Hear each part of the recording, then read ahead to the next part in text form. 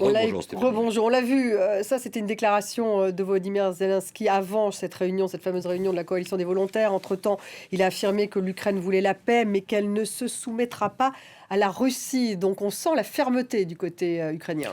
Oui, on sent cette fermeté parce que tout simplement Volodymyr Zelensky se rend compte qu'avec cette coalition des volontaires, avec ce premier déplacement à l'international, c'est évidemment symbolique de la part du Premier ministre britannique qui réserve donc ce premier déplacement à l'Ukraine, eh bien il se sent soutenu par cette coalition de plus de 30 pays, une coalition qui avait été imaginée il y a 2 ans par Paris et par Londres, et qui avait d'ailleurs suscité à l'époque des commentaires un peu ironiques sur le thème à quoi ça peut bien servir. À l'origine, c'était pour préparer des forces de maintien de la paix une fois qu'une paix durable aurait été trouvée en Ukraine. Mais finalement, au fur et à mesure du retrait américain, en quelque sorte, des affaires ukrainiennes, eh bien, cette coalition a pris de l'importance et sert aujourd'hui de principal soutien. Alors, c'est plus large que l'Union européenne, il y a 35 pays au total qui y participent. On va dire que c'est un peu le bloc occidental, États-Unis mis à part, qui soutient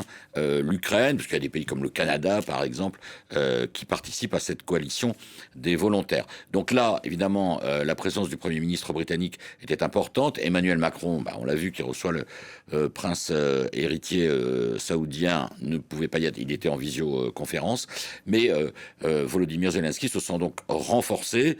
Il tient donc ce langage ferme qui est à la fois très déterminé sur l'intégrité territoriale du pays, puisqu'il a dit, en fait, moi je ne crois pas que même si on cède les territoires à l'Est à Vladimir Poutine, il s'arrêtera de faire la guerre. Donc il veut d'abord récupérer son intégrité territoriale, ce qui veut dire que les négociations de paix ne sont pas près de reprendre, mais il dit, voilà, l'Ukraine veut quand même la paix pour ne pas froisser son grand allié américain Donald Trump.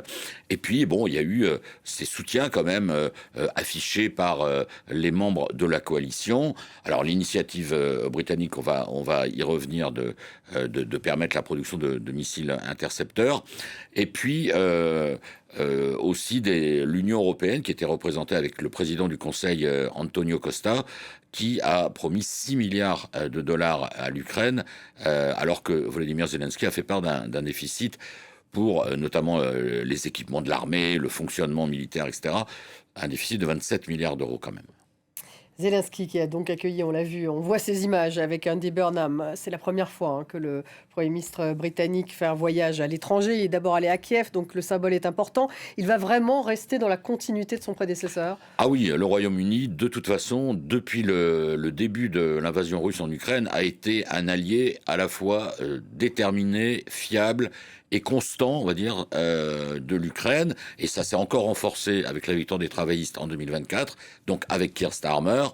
Maintenant, c'est Andy Burnham, suite à la crise politique interne au Parti travailliste en Angleterre, qui a pris les rênes et qui se trouve donc être Premier ministre. Et là, véritablement, il est dans une continuité par rapport à Keir Starmer.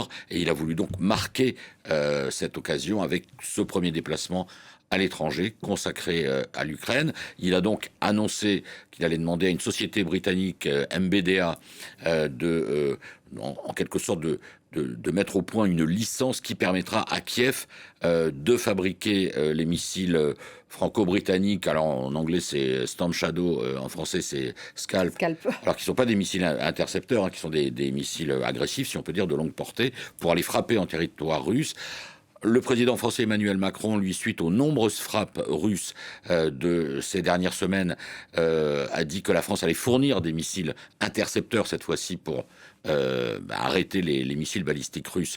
On n'a pas tellement plus de détails pour l'instant. Mais enfin, vous voyez, entre les 6 milliards qui ont été débloqués par l'Union européenne, le geste de la France, le geste de Andy Burnham, on peut dire quand même que cette coalition des volontaires est là concrètement aux côtés de l'Ukraine, pas simplement en déclaration, mais aussi avec des gestes financiers, des gestes en équipement militaire. Et clairement, c'est une coalition qui aujourd'hui a pris vraiment de l'ampleur et compense, alors peu ou prou, évidemment, le retrait progressif de l'allié américain.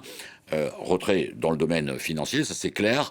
Bon, après, les Américains ne se sont pas totalement retirés. Il y a notamment tous les systèmes de surveillance, de renseignement qui sont là encore. Et puis, bon, il y a la question qui reste une question sur la fourniture de missiles patriotes que Volodymyr Zelensky continue à réclamer, puisque ce sont les missiles intercepteurs les plus efficaces.